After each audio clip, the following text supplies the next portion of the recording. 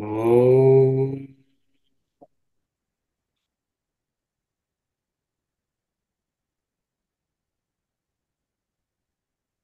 Om.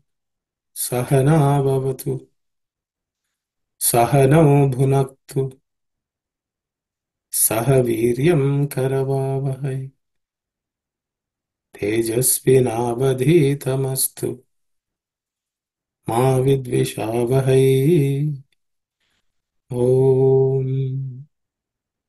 Shanti, shanti, shanti. Sairam, everyone.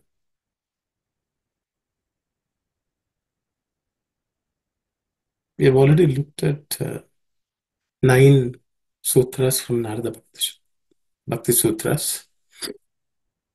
Today we will cover 3 more. I'll start off.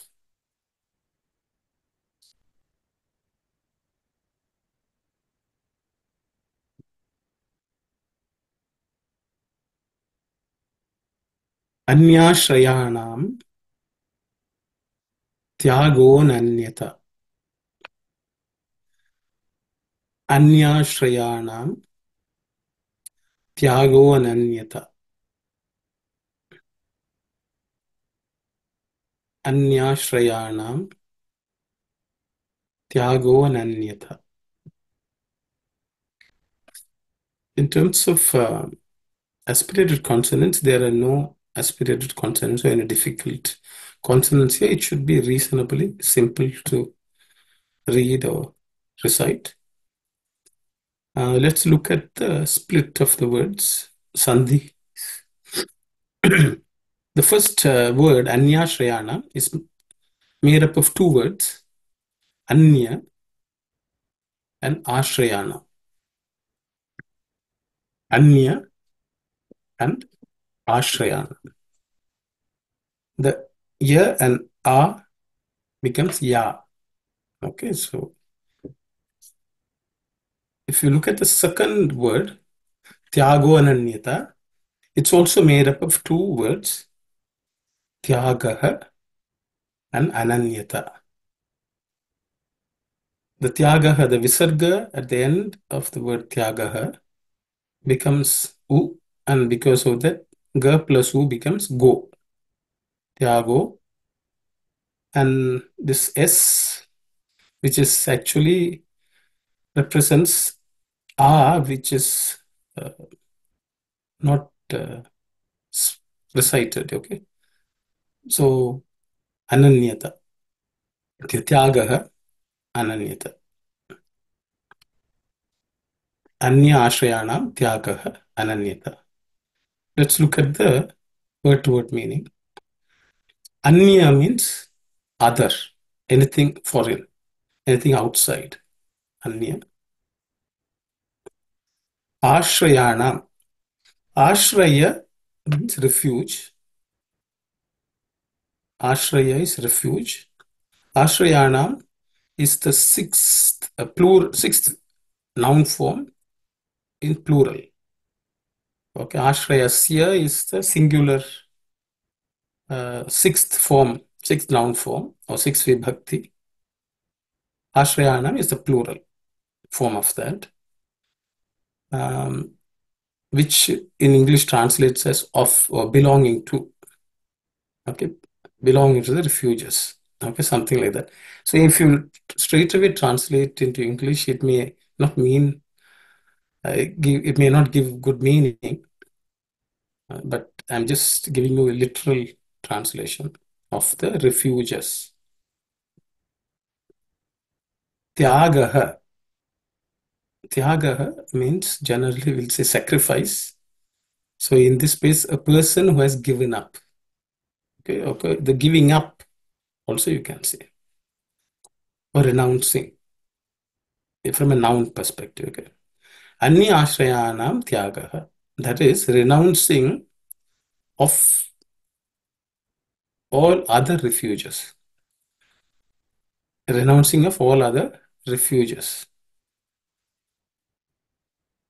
Ananyata. That means I think we have already looked at Ananyata in the previous sutra also. Ananya means not relying on anything else, anyone else. So Ananyata I have translated as none otherness or one pointedness. We don't look for anyone else. So what it basically means is it's a definition of Ananyata. The definition of Ananyata is not taking refuge in anything else, anyone else. Giving up all other refuges. That means we will only take refuge in the Lord. That that condition or that state is called Ananyata or none otherness. So that means whenever we need something, we will not seek it elsewhere or ask from anyone. Or when we are in difficulty, we will not take refuge in anyone else or anything else, only in the Lord. That state is called Ananyata. Now we will read a few excerpts from Swami's discourses. First of all, you should develop self-confidence. If you have self-confidence, everything will turn out to be good for you. Devotees like Dhruva, Prahlada, and Radha led their lives with sacred feelings. Everything became good for them because they had good thoughts. Wicked Hiranyakashipu subjected Prahlada to all types of sufferings. He attempted to get Prahlada trampled by elephants. Prahlada continued to chant the divine name Narayana. He was never afraid of elephants. He saw Narayana in elephants also. Hiranyakashipu threw him before snakes, but he escaped unharmed. When he was pushed down from a mountaintop and thrown into a deep sea, Lord Narayana held him in his arms and saved him. In this manner, one with faith in God will never be put to harm. Hence, you should develop unflinching faith. Your firm faith in God confers on you all types of knowledge. Where there is faith, there is love. Where there is love, there is Atma.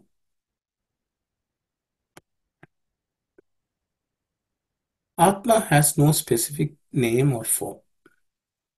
Similarly, faith has no form and divinity is also formless. Love is God, live in love.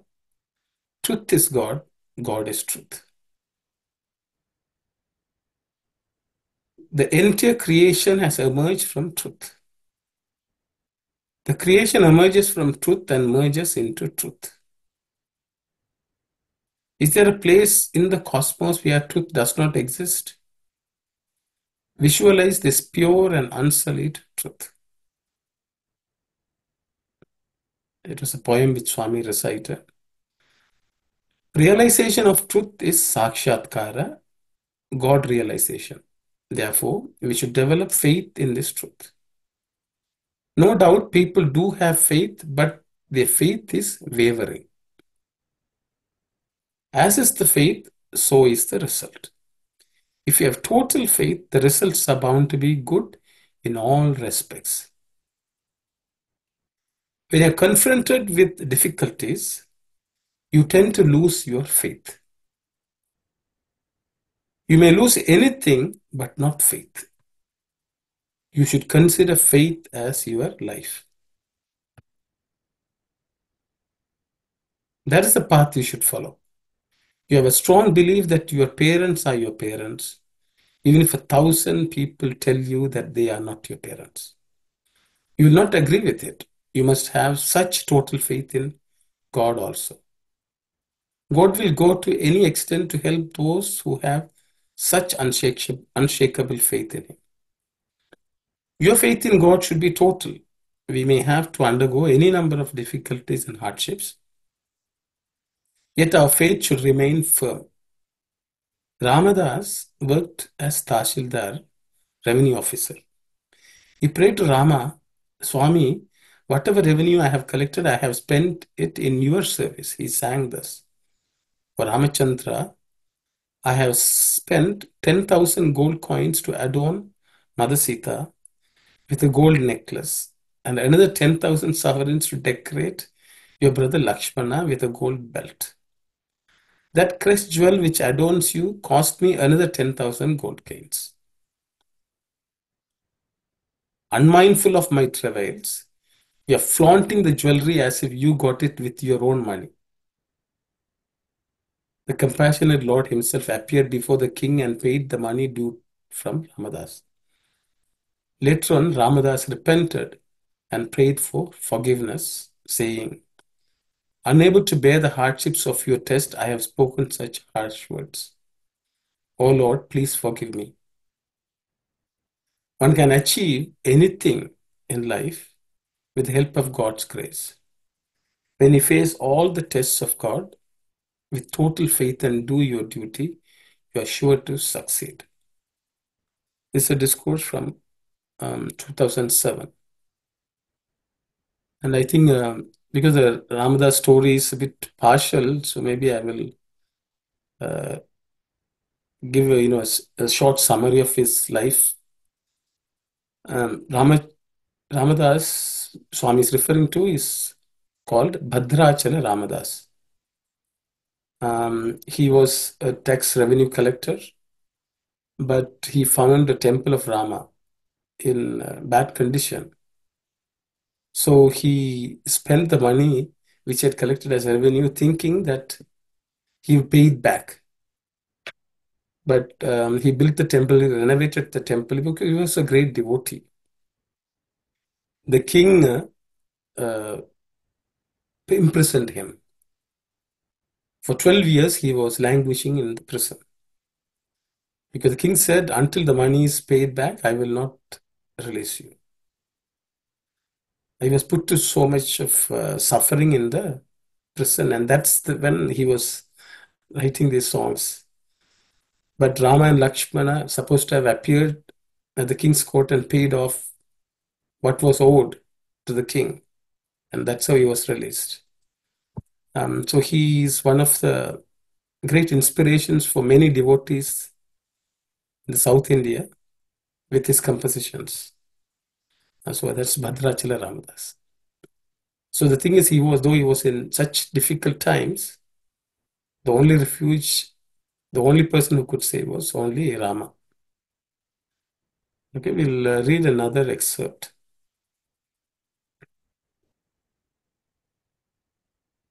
The one dharma that subsumes all else is the deed must be in conformity with the word. Don't speak one thing and act another. Don't advise others to do a thing which you yourself do not practice. Do not start prachara without achara, preaching without practice. There was a man called Ranjot once who went about expounding the Gita, extolling it as the authentic word of God. At the end of his discourse, he sent round a plate for collecting the contributions in cash. Suddenly, one man rose from the gathering and challenging him and reminded him that the Lord has spoken against parigraha, or acceptance of help from others.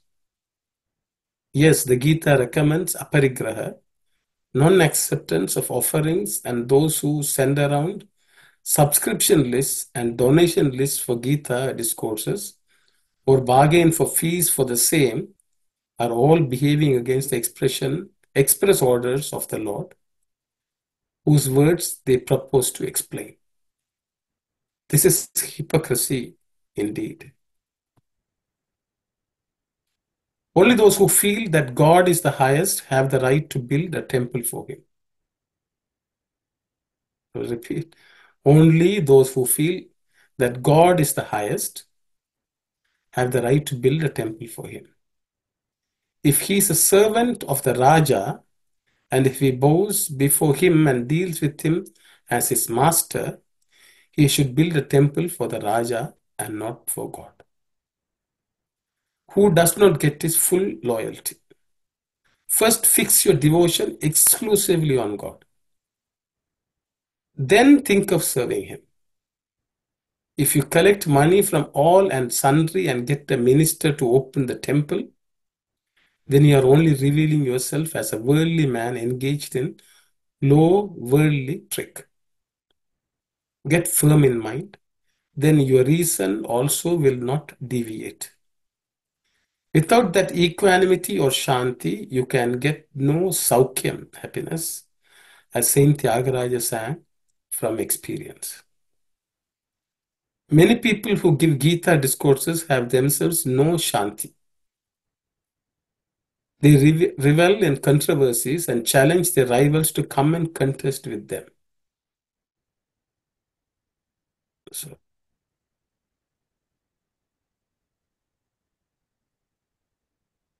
they parade their victories and their titles. They flaunt their triumphs in the face of all possible rivals.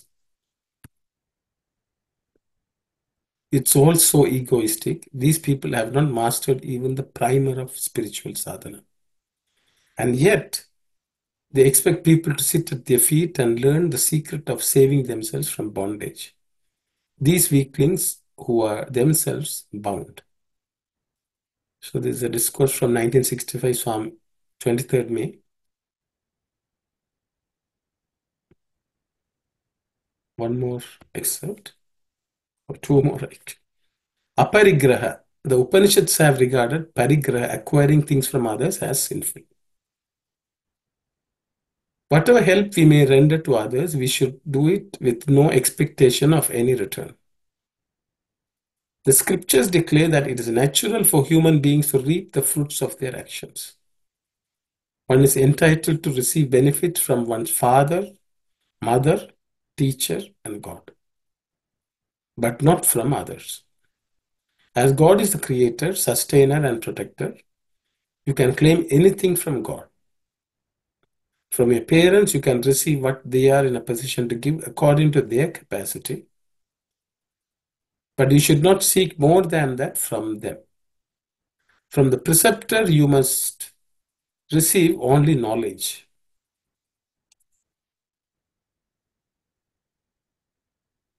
From the preceptor who teaches you what promotes your well-being, you have to seek ways of satisfying him and not any other benefits.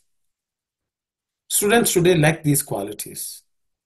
The result is they become indebted to others in various ways.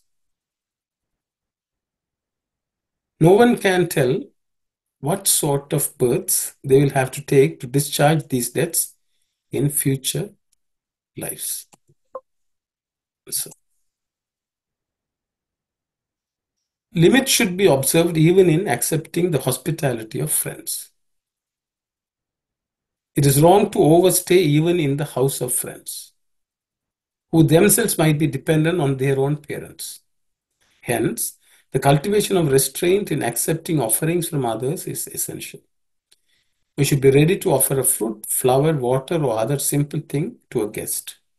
But we should be wary in accepting anything from others.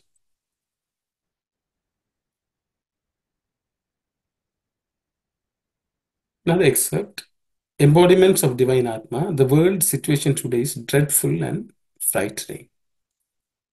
Wherever you turn, fear confronts you. Whether you remain at home or go out into the street, whether you travel by train or walk on the road, fear haunts you. The world is enveloped in fear. If you want to banish this fear, you have to develop firm faith in God as the sole refuge. Then you are freed from fear. Shedding all fear, carry on your work with courage and determination, without any worry about the future, and plunge into service activities. If you act with this faith, you'll be able to serve the nation well. It is not your intellectual ability that will serve to protect the country. If you adhere to truth and righteousness, they will protect both you and the country. Live up to the truth of your being, act righteously. So I had taken these excerpts, not only maybe not directly related to the sutra, but the fact that Relying on others is something which Swami has spoken against and asking us to rely on God. But bhakta, devotee, the true devotee will not rely on anyone else, seek anyone else's help in this world. So that's what this sutra explains. We'll go to the next sutra.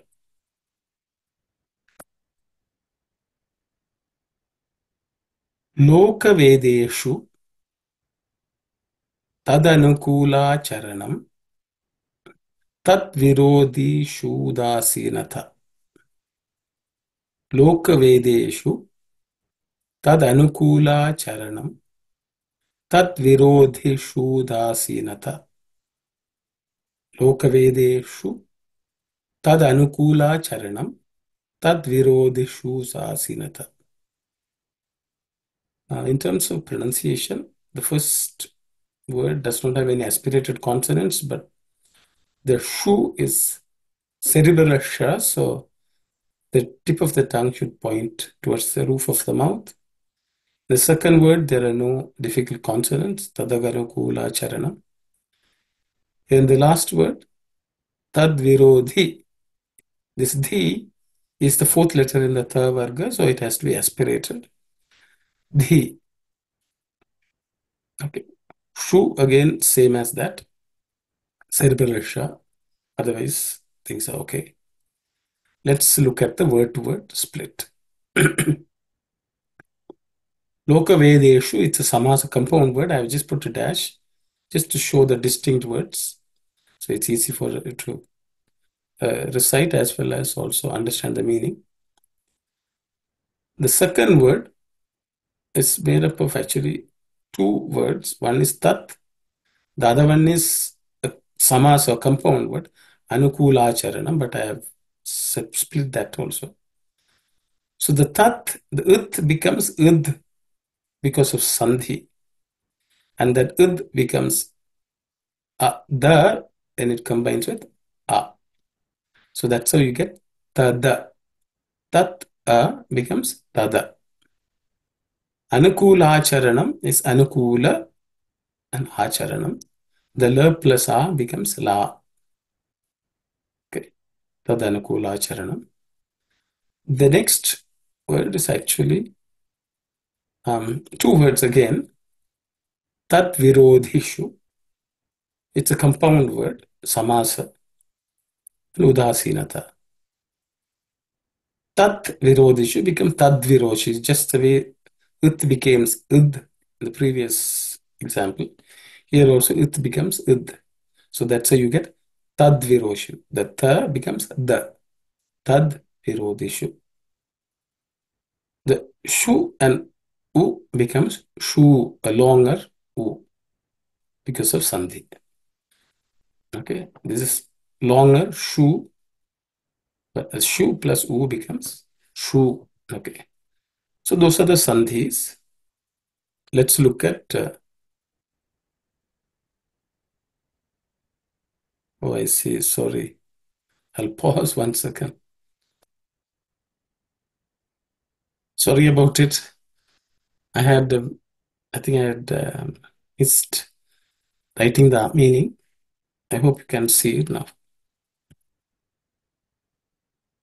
So, Loka Vedeshu. Loka is world.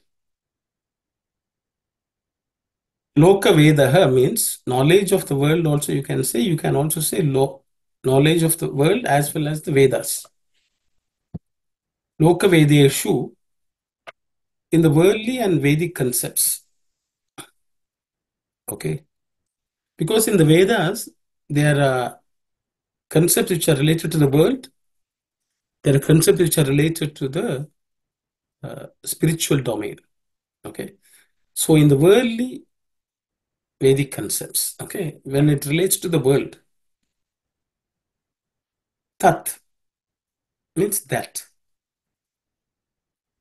Anukula acharanam. So practicing the favorable, whatever is favorable has to be practiced when it relates to the world. Tat virodishu, that which is opposed, that which is contrary. Udasinata means indifference. So the thing is, for a devotee, anything related to the world, when it's beneficial for his devotional practice, that will be practiced by the person. The other ones, they will ignore, indifferent. So that's what the devotees will do. So there are various famous examples, but we will discuss that. I will look at the. I have only one small excerpt on this. There are other discourses which I could not find, but I will read this and then we'll talk about it. There's a subtle difference between caste and culture. You belong to the caste of humanity, for there's only one caste, the caste of humanity. It is an inborn gift from your parents. On the other hand, culture is something that's adapted in your life. Culture teaches you what is to be done and how. It is based upon certain traditions. None can change your caste, which is humanity, based upon your inborn caste of humanity. You can follow a culture.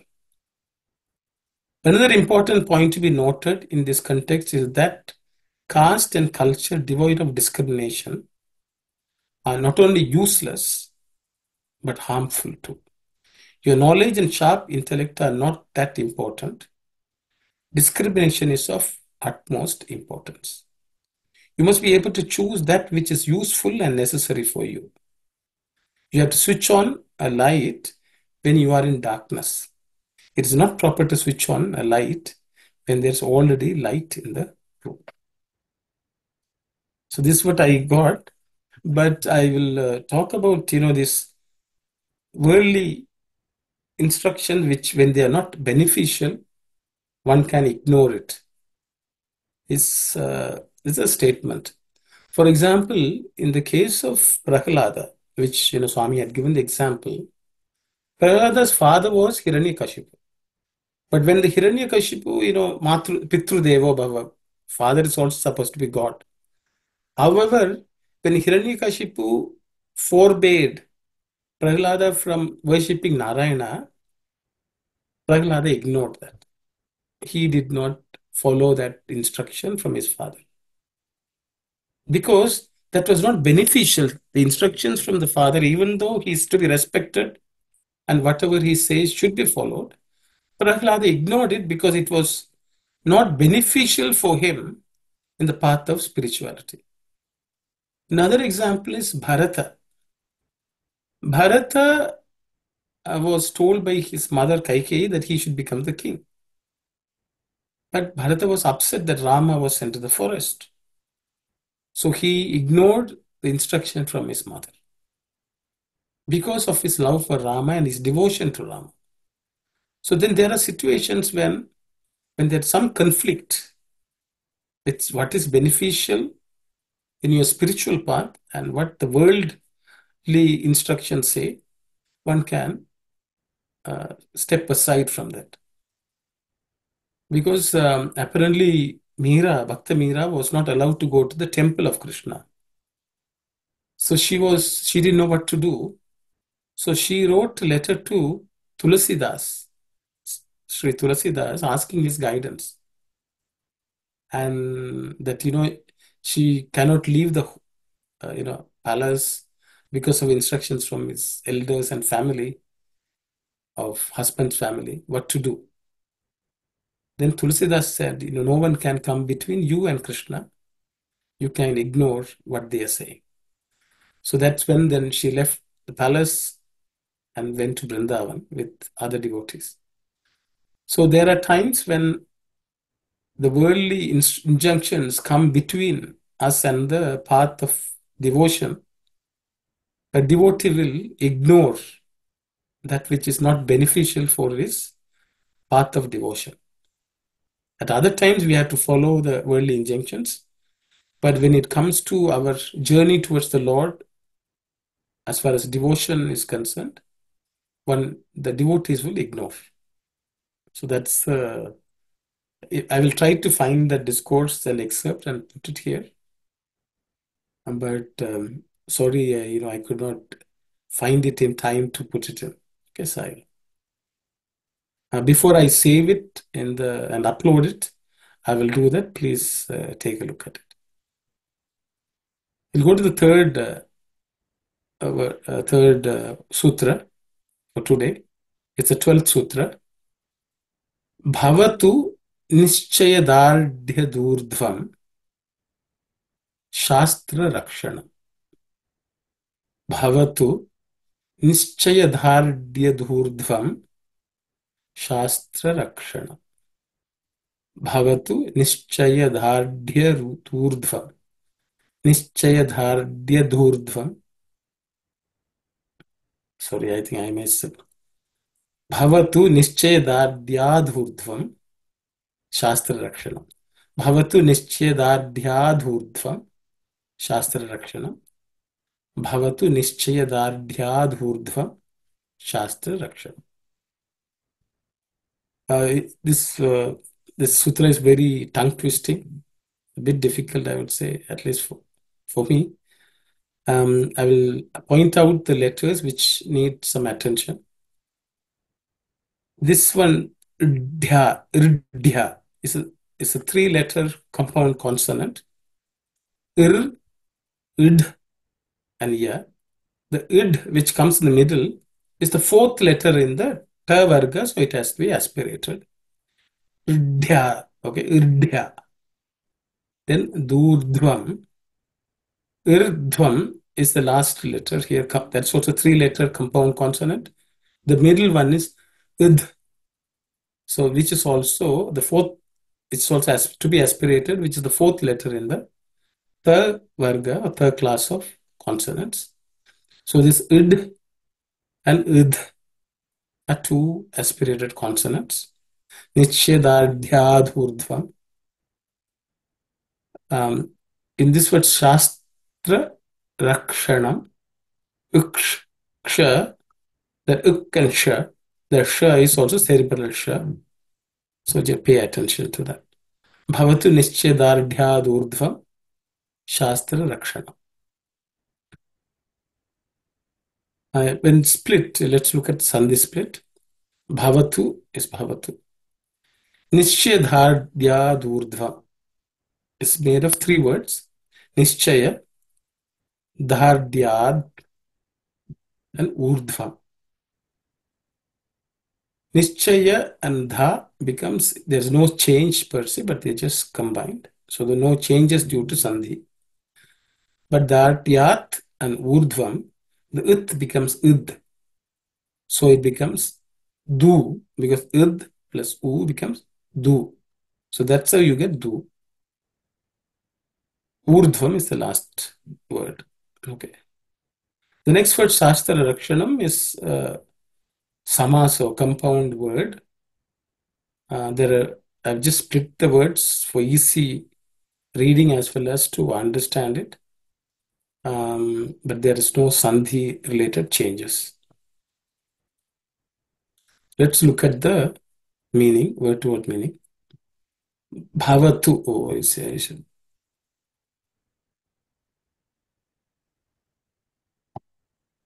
Bhavatu is actually may it be. Okay. May it be or let it be is bhavatu.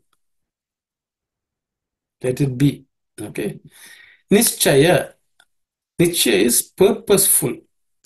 I put the word purposeful. You can say certainly also. Certainty also is there. Another meaning, nischaya. But I've used the word purposeful here. Dhardyat. Dhardya means firmness. Dhardya is firmness. Dhardyat is the fifth noun form, which basically means from fitness, firmness. Okay. Fifth noun form, which means from firmness. So what it basically means is from purposeful firmness, may it be, if you want to put it that way. Because nischaya is actually an adjective. So from purposeful firmness. Urdhvam. Urdhvam, I will also put after some. Urdhvam generally is superior, higher is the meaning. But some of the commentators of translators of Narada Bhakti Sutra have used the word after also for Urdhvam. I've just put it there so that you all are aware of it, but I would still use the word superior or higher, Urdhvam. Shastra Rakshanam means Shastra scriptures. Rakshanam is protection. Okay. Shastra protection, that's the way it is. So protection of the Shastras. So what it basically means is when one is so firm, when you are firm in moving towards the bhakti path, towards the Lord, may the protection of the Shastras be held higher. So that means we have to always hold the Shastra, superiority of the Shastras. That means they will be guiding us. The Shastra should be guiding the devotee, one who is very purposeful because of his firmness. So we just looked at the previous verse where, you only pick up what is beneficial. What here it means is one should not ignore it completely. Shastra still should be the guiding light. That means they are above us and they should protect, they should guide the devotee. They will guide the devotee. Because sometimes the devotees can say, I will not worry about the Shastra. Let the Vedas say anything. But this sutra of Narada says, because of your firmness, resolve, let the Shastras be urdhvam, let them be higher, let them guide you. So that is the meaning of this sutra. We'll read a few excerpts. I have quite a few excerpts from this case. Let's read. In his lifelong quest for happiness, man forgets that he can secure enduring bliss only by pursuing the spiritual path. Towards the end of his life, when all other resources have failed, he turns towards God. Man cannot secure real happiness relying on worldly objects. Only by turning towards the spirit can he secure bliss. In the quest for bliss, the Vedas have pronounced a caveat. God is incomparable. He cannot be comprehended by logical proofs. All kinds of proofs are of no avail for recognizing God. He is beyond the reach of mind and speech. There are three types of proofs for arriving at the truth. One is pratyaksha pramanam, direct perception. Today, every man relies on this kind of proof. For everything, he seeks evidence of direct perception or experience. He is not prepared to accept anything which is not amenable to the proof of direct perception. This is really a sign of ignorance. Direct perception is associated with many afflictions.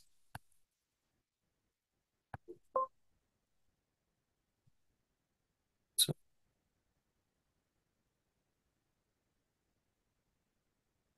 for instance, when the eye is free from any disease, it recognizes the different colors in their true forms. This is the basis for the authority of direct perception. What happens when the eye is affected by jaundice? Everything appears yellowish. No other color can be perceived. How then can one trust the evidence of his eyes? All evidence based on the perceptions of the sense organs is vitiated by this defect. When the sense organs themselves are subject to change, how can they be regarded as infallible indicators of absolute truth? Senses which are liable to change cannot be the means for arriving at the unchanging reality. The second type of proof is based on anumanam or inference. You infer the presence of fire on a hill when you see smoke going up from it. But you cannot be sure whether it is smoke from a fire or a cloud of water vapor. Without seeing the fire, to infer its existence from the smoke is likely to be wrong. Conclusions based on inference cannot bear the stamp of certainty. The third type of proof is Shabda Pramana, the authority of the spoken word. This type of proof relates to what a person who has had a direct experience of something says about it. The authority of the Veda is based on this concept. Veda is revealed truth, it has to be accepted as such.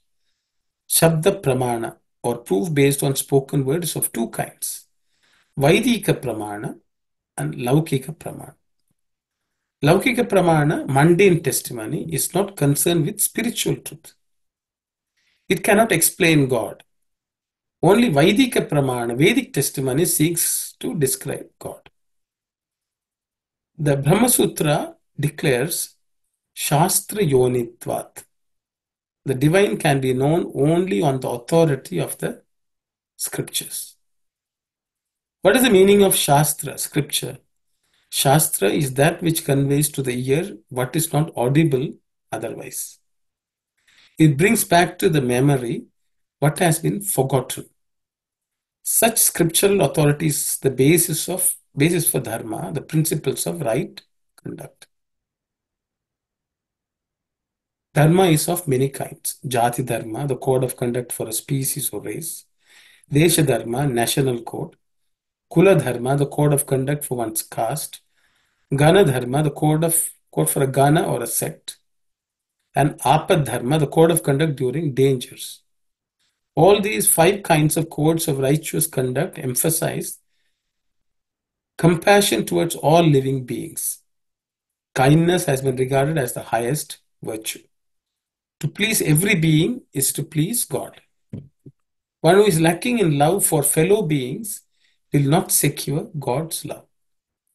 Without love for God, one will not have fear of sin. In the absence of both of these, a man will have no Sanganiti, social morality. Niti means right conduct. It implies right behavior in harmony with the conditions of the particular time, place, and society. You have to subordinate yourself to the mores of the community. You should not violate the norms of society. Hence, the Veda enjoined observance of social discipline. Another excerpt.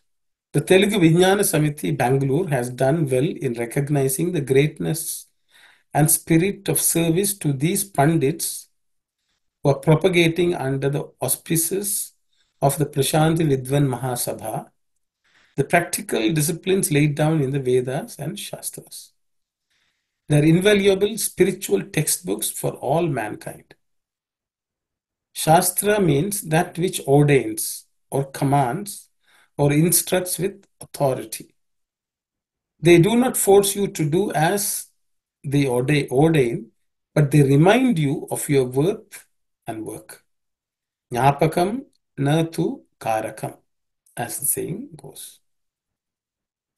For there is great need of that reminder, the divine that the human really is, has been forgotten. The divine that the human really is has been forgotten. It was once glowing and shining in the experience, but it no longer inspires the individual with sublime confidence. The Vedamata has been deserted. Spurious guardians and sham caretakers have won the hearts of the people.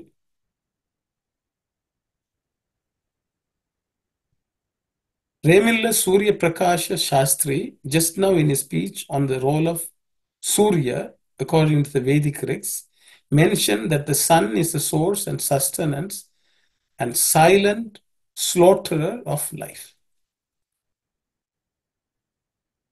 But he did not mention about the much greater role played by the inner sun, buddhi, intellect, in individual and social life.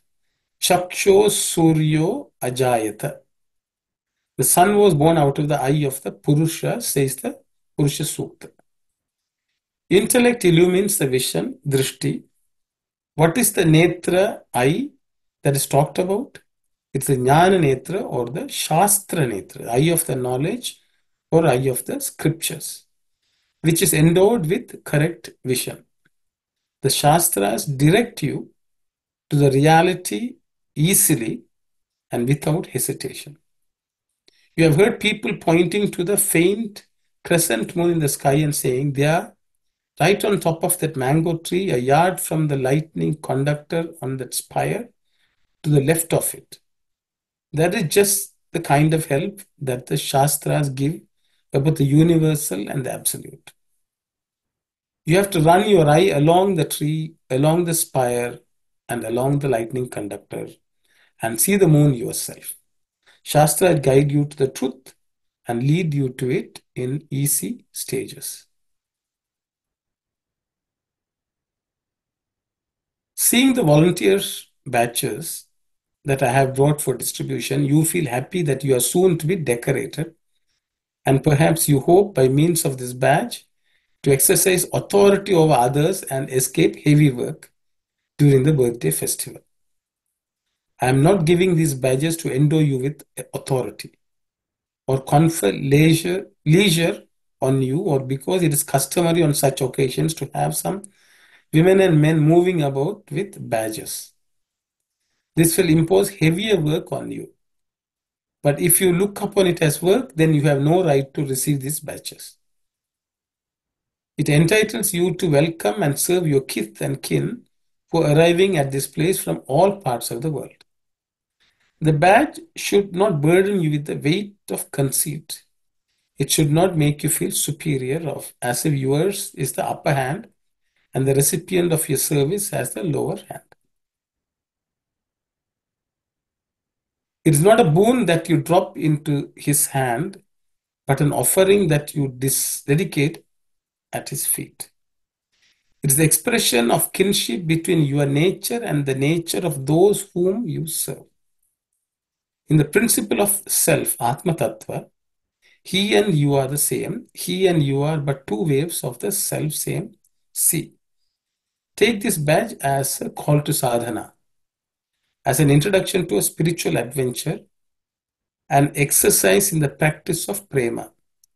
The Vedas teach you that which deserves to be learnt.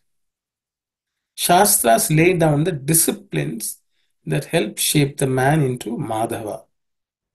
Sadhana brings into you the awareness of that which will give a new and truer meaning to every act of yours. I am eager that you must all get to know this, and so I am leading you into the sadhana. A mother cannot ignore the health and progress of the children. Though they may neglect her advice, she will be eager to correct them and lead them into proper habits. You may wonder, why I picked it up. The first part, talks about volunteers, but Swami is talking that Shastras and the Vedas lay down our practice in whichever role we play.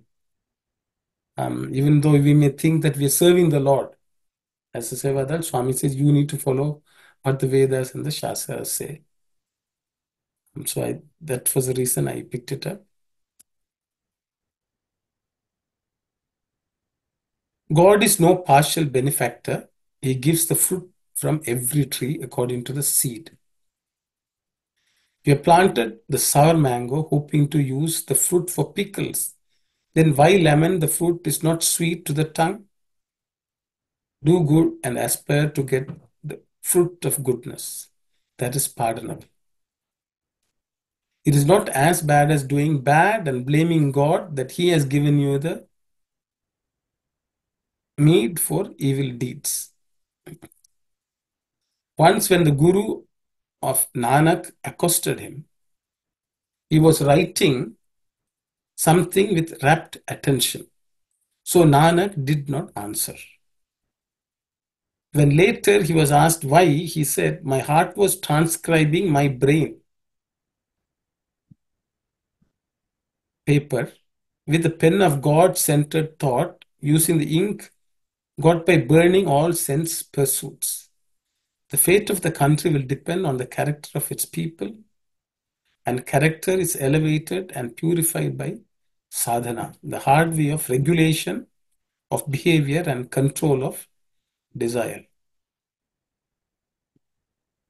God is the guardian, and as guardian, he has to warn and punish to wean people away from harmful habits. If it is necessary, the guardian will resort to the infliction of pain too, as a curative and corrective treatment.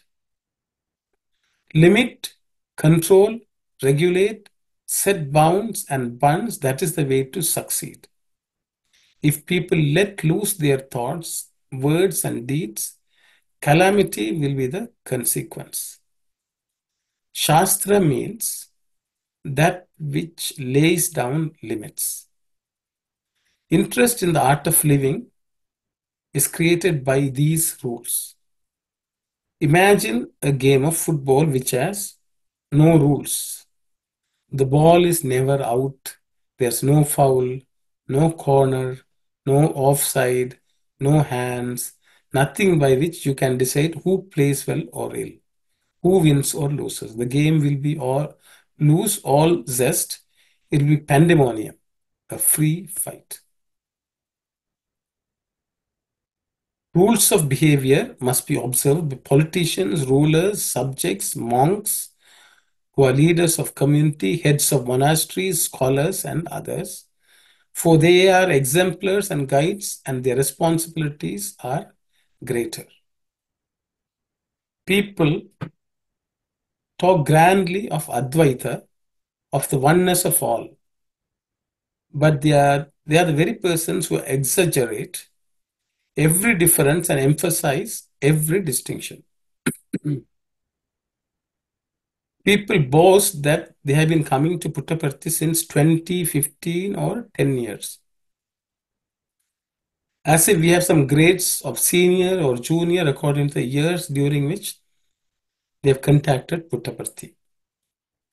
But really speaking, one has to value only the beneficial changes brought about by that contact in the character and conduct of the individual. How much have you imbibed the lessons learned from here? How much have you succeeded in stopping the leaks which, as the outer face senses, were draining your discrimination? Sorry.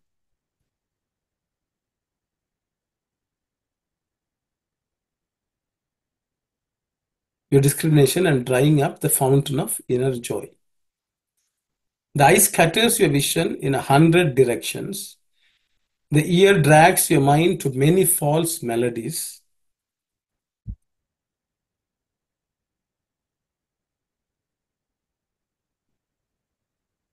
The hands hanker after 100 flimsy acts.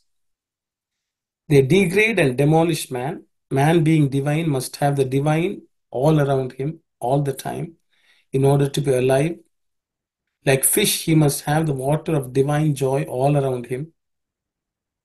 Instead, he is now seeking to keep himself alive by artificial respiration and borrowed blood. He is himself Amrita Swarupa and Ananda Swarupa, immortal and bliss personified. So why should he strive to get Ananda from outside? So that's all I had for today. I had, so, I spent a bit of time just to show what the Shastra Rakshanam is. Shastra is all the restrictions which Vedas and other Shastras prescribe for us. So a devotee has to allow that to guide his life. That's what this sutra says. Bhavatu nischedhadya urdhvam shastra raksha. So with this, I think I will stop for today. Yes, that's comment. It's 8:58. There's no sound apparently. Did you hear me? Okay, I think somebody didn't hear, must be their issue. So with this, I will stop. I don't know how, if there are any questions, and if I have an answer, I will share. Otherwise, we'll stop the class, close the class, and we'll meet again next week. Sairam, everyone. Om समस्तलोका सुखिनो भवन्तु समस्तलोका सुखिनो भवन्तु समस्तलोका सुखिनो भवन्तु ओम शांति शांति शांति साई राम।